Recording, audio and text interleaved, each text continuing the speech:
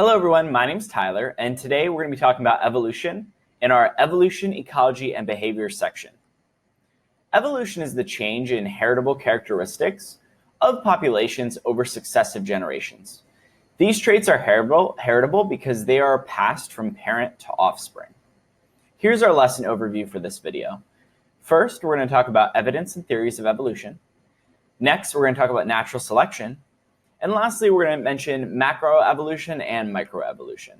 First, let's talk about the evidence and theories of evolution.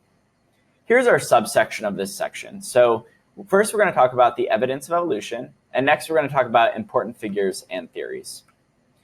So here are the different evidences for evolution. We have our fossil record, biogeography, embryology, comparative anatomy, and biochemical methods.